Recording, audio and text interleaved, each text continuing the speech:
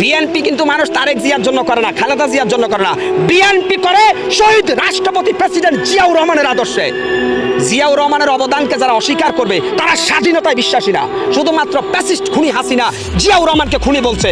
কিন্তু জিয়াউর রহমান এদেশে সর্বপ্রথম খাল খনন করেছেন, জিয়াউর রহমান ইরাক ইরানের যুদ্ধ বন্ধ করেছেন, জিয়াউর রহমান সৌদিতে নিম গাছ যেটা জিয়া গাছ হিসেবে পরিচিত সেটা রোপণ করেছেন। জিয়াউর রহমান ছিলেন এদেশের কৃষক শ্রমিক মেহনতি মজলুম জনতার মুক্তির মহানায়ক। জিয়াউর রহমানকে যারা খাটো করে তারা সত্যিকার অর্থে দেশদ্রোহী। শহীদ রাষ্ট্রপতি জিয়াউর রহমান সৈনিক হিসাবে বাংলাদেশ সেনাবাহিনীর গর্ব। শহীদ রাষ্ট্রপতি জিয়াউর রহমান যুদ্ধ করেছেন ময়দানে, বঙ্গবন্ধু 7 মার্চে ভাষণ দিয়েছেন, উনার ডাকে মানুষ ঐক্যবদ্ধ হয়েছে, আর মাঠ পর্যায়ে যুদ্ধ করেছে জিয়াউর রহমান। অতএব স্যালুট শহীদ রাষ্ট্রপতি জিয়াউর রহমানকে। জিয়াউর রহমানকে যারা নিয়ে যারা কটূক্তি করেন তারা এই দেশের রাষ্ট্রদ্রোহী শয়তান। বিশেষ করে শুনেন, রাজনীতিতে একটু ভুল বুঝাবুঝি থাকে। তারেক রহমানকে নিয়ে দেশের অনেক মানুষের ভুল বুঝাবুঝি আছে, কারণ তিনি যখন খালেদা জিয়া 2001 সালে ক্ষমতা আসছে তিনি তখন একেবারে ইয়ং ছিলেন। এখন যেহেতু তারেক জিয়া দীর্ঘদিন ধরে তিনি দেশের বাইরে ছিলেন, আমার মনে হয় আল্লাহ পাক উনার ভিতরে রাজনীতির কিছু ইয়েটা ঢুকাই দিচ্ছে, ম্যাগনেটটা। তারেক জিয়া যে সিচুয়েশন নিচ্ছে যে 1 মেয়াদে 2 বারের বেশি কেউ প্রধানমন্ত্রী থাকতে পারবে না, সেই কথাকে আমি না শুধু গোটা বাংলাদেশের প্রত্যেকটা জনতা সমর্থন করে। 1 মেয়াদে 2 সরকার যদি না থাকে তাহলে আমাদের জন্য ভালো, জনগণের কিরকম জবাবদিহিতামূলক সরকার থাকবে। কারণ শেখ হাসিনা যেভাবে 2041 পর্যন্ত চালাইতে চাইছে ওটা কি কোনো জবাবদিহিতা সরকার ছিল?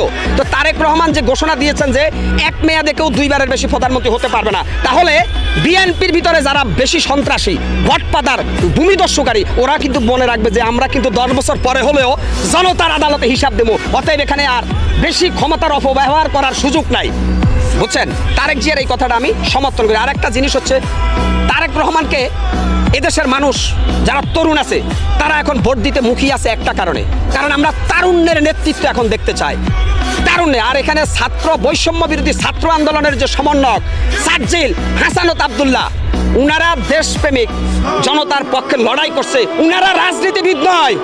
আমি হাসানত আব্দুল্লাহ, সাজ্জিল আলম থেকে যে সমন্বয়ক আছেন আপনাদেরকে বলবো, আপনারা বিশ্ববিদ্যালয়ের ছাত্র, মনে রাখবেন অতিরঞ্জিত কোনো কিছু ভালো না। আপনাদেরকে মনে করিয়ে দিতে চাই আপনাদের চাইতে অনেক ট্যালেন্টের রাজনীতিবিদ বিভিন্ন দলে আছে। অতএব আপনারা নিজেকে অনেক বড় হিসাবে উপস্থাপিত করবেন না।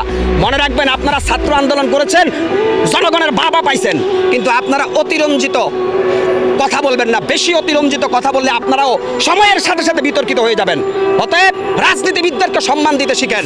আমি ভিপি নূর সাহেবকে বলবো, গণ অধিকার পরিষদের ভিপি নূর, আপনিও কিন্তু ডাকসুর ভিপি ছিলেন। তারেক জিয়া আর আপনি এক জিনিস না।